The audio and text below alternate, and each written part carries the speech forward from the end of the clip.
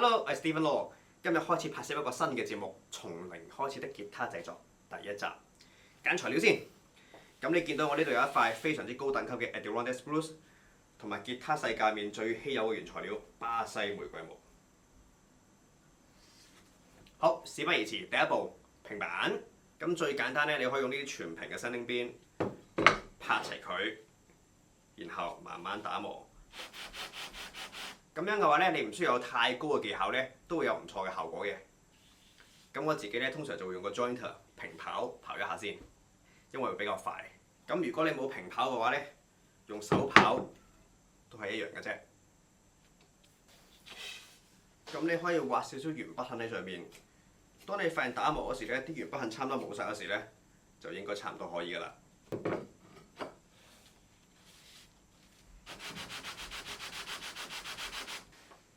磨好之後咧，我哋可以對住光線照下。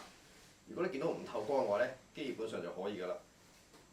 咁拼板咧其實有幾種方法嘅，咁我先示範我平時用嘅。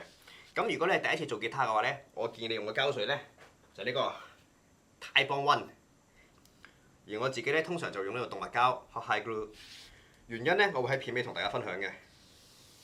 咁等陣做嘅嘢好簡單，你見到我下面鋪咗牛油紙，擺好塊板，等陣搽膠水，將塊板拍翻上去，然後都係擺牛油紙，揾啲重嘢壓住佢，然後擰緊佢哋，搞掂。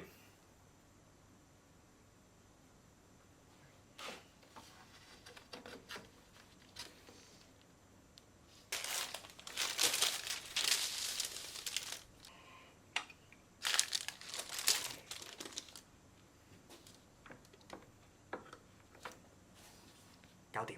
咁如果你話你咩拼板工具都冇，可以點做呢？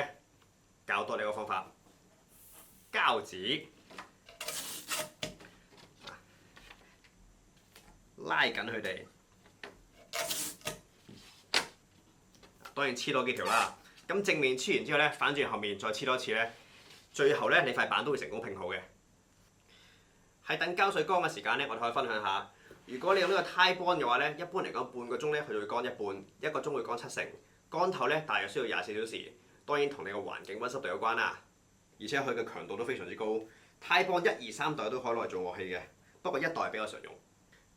通常 Titebond 3代咧，我係自製呢啲包邊條時先會用嘅，因為 Titebond 3代防水咧，咁你喺加熱彎佢哋嗰時咧冇咁易解體嘅。咁我自己做吉他嗰時咧，盡可能全支吉他咧我都用呢個動物膠，最歷史悠久嘅古法膠水。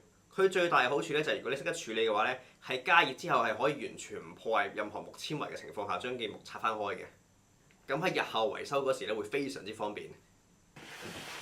當然佢嘅麻煩之處咧就係要煮，同埋佢嘅乾嘅時間係非常之短嘅，就係你搽完之後咧可能得1-2分鐘俾你黐嘅啫。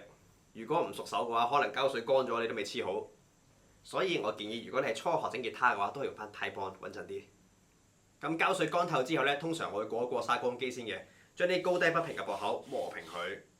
咁如果你冇砂乾機嘅話咧，手刨、磨機或者係刮片都得嘅，不過會比較慢。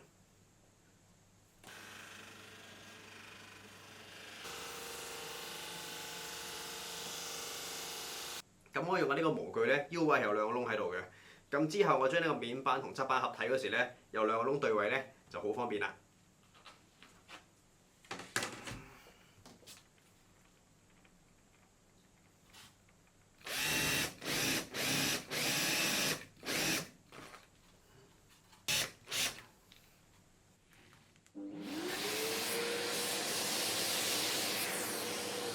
咁等陣咧，我會用一支1分嘅螺刀，加個3/8嘅圈喺外面，然後圍住個亞克力膠片切出嚟。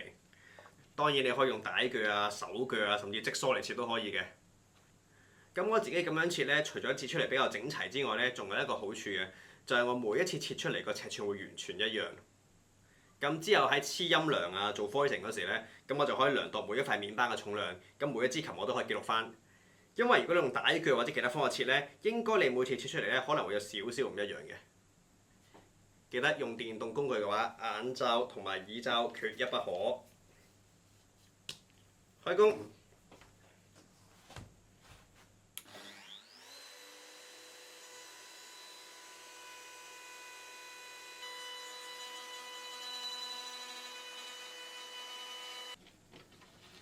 咁面板就切好咗出嚟啦。咁剩低啲碎料咧，通常我都唔會嘥嘅，可能攞嚟整啲陰涼之類嘅嘢嘅，擺埋一邊先。